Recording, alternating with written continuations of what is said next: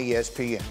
All right, to the NBA, where the Warriors breezed to a gentleman's sweep over Dallas in the Western Conference Finals behind a 24-7 series from Steph Curry, who was named the MVP, winning the Magic Johnson Trophy. He's a two-time league MVP, two-time scoring champion. There's, of course, one item missing from his resume, the elusive Finals MVP, and we'll see if he is able to put that on his resume over the course of the next 2 weeks. We've got Amari Stoudemire and Vince Carter here. And, you know, VC, you played, among other teams, on the San Antonio Spurs, who we look at as a dynasty in NBA history.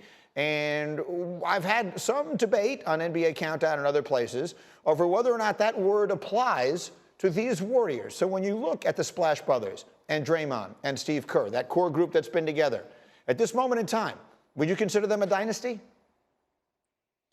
I do. I think they're very relevant each and every year. And it's like when you watch the finals and you don't see them there, you don't see Steph Curry, Clay, and Draymond. It just seems different, and you don't see LeBron there. It just seems different. I'm just curious to wonder, Greeny, why people feel like it's not. And and just for my knowledge, because I think this is a team 6 appearances in 8 years. Like, what is it then? What do you call that? Just like I think we discredit sometimes LeBron's 10 appearances. That's amazing to me. So you look at this graphic here of guys, like when you didn't see these guys in the finals, it didn't seem right. And I think we constantly see them time and time again. So they deserve to be in that dynasty conversation, in my opinion.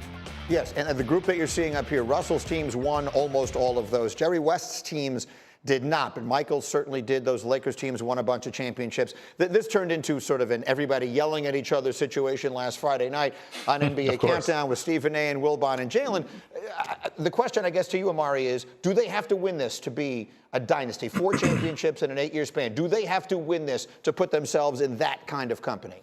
They do. They have to win one. They have to win this one to become a dynasty team. From my understanding, dynasty teams are the teams that win 3 championships in a row.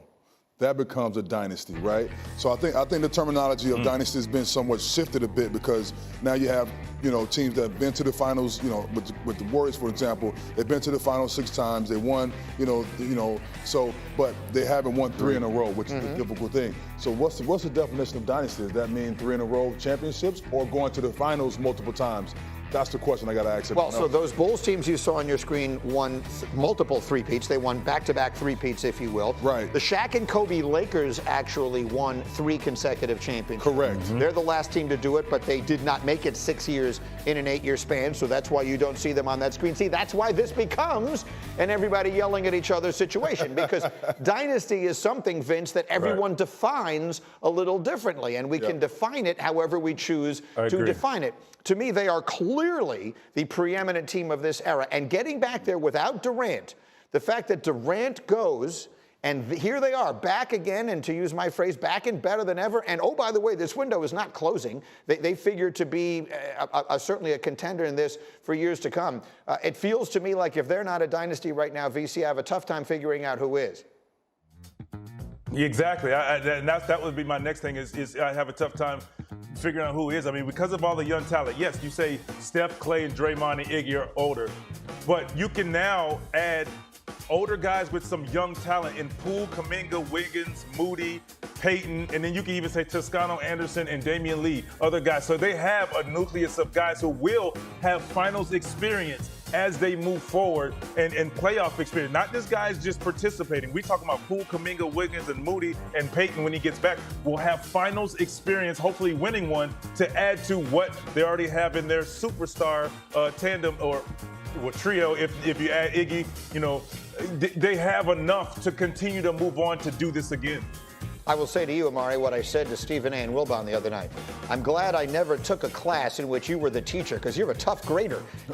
You're a tough grader. If you've got to win 3 in a row to be considered a dynasty in your book, then we're talking about just a tiny little sliver. Those Magic Johnson teams never won 3 in a row. The Larry Bird Celtics teams, who didn't appear on that graphic there, never won 3 in a row. That is a very, very tough mark that you're asking people to make. Well, here's the thing. When I was growing up, when the Bulls was winning 3 in a row, they were considered a dynasty team. Yeah. When the Lakers with Shaq and Kobe won 3 in a row, that was considered to be a dynasty team. Right. Now, due to the circumstances now in this era, Okay, the Warriors are, the top team right now, right? But LeBron James himself is a dynasty, right? Yes. Everywhere he goes, he wins championships. The guy has 4 championships. You know what I'm saying? So in this era, LeBron James himself is a dynasty. He made 8 finals appearances in 8 seasons consecutively. Jalen actually tried to make that argument on TV that LeBron is his own dynasty, and Stephen A. yelled at him so loudly that he drowned out the 20,000 people in the arena.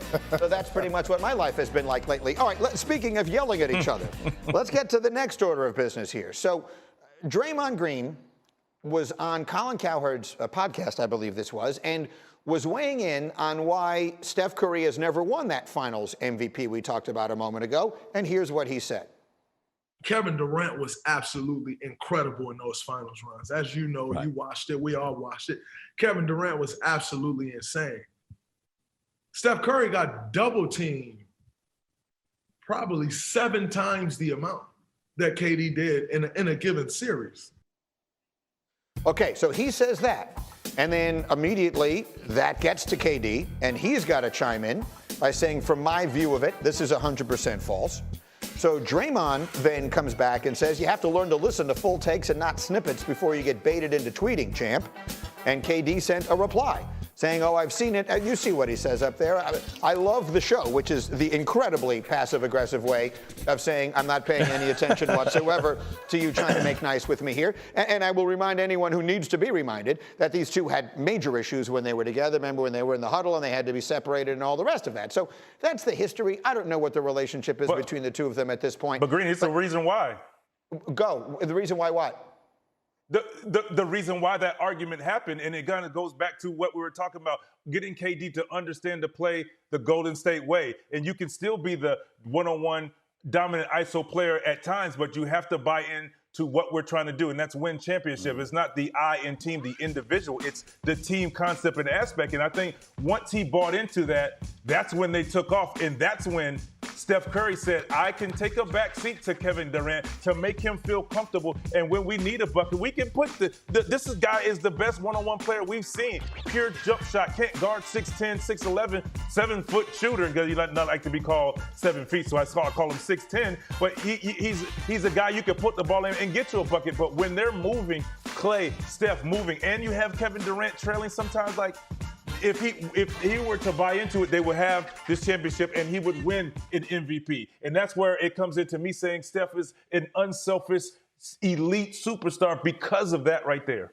I think that's right. And so, Amari, look, what it comes down to is this. I will remind everyone, Kevin Durant, this is by no means the first time that he's gotten involved in a war of words on social media. And I've lost count of how many in this conversation. It's not just him and Draymond, but he's writing back and forth with all sorts of people on Twitter.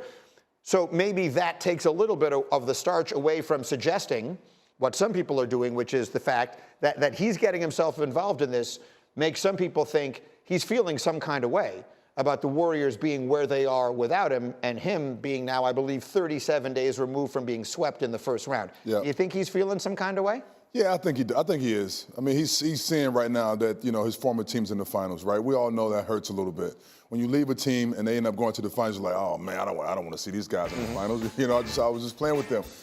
So he does somewhat feel some kind of way, but he also is confident with his ability, knowing that if guys are healthy next season, that he can have a chance to be where they are now this year, which is in the finals. So he does feel a little bit of discomfort seeing his former team in the finals, but he also has like the extreme confidence in himself and his teammates that he can be there next year. Well, look, Stephen A. says all the time with us, Vince, and I'll throw it to you, that Kevin Durant choosing Kyrie Irving over Steph Curry, which is not the only piece of this, but it is the most prominent. It's the easiest one to define in his decision to leave Golden State, that will wind up proving to have been an enormous mistake.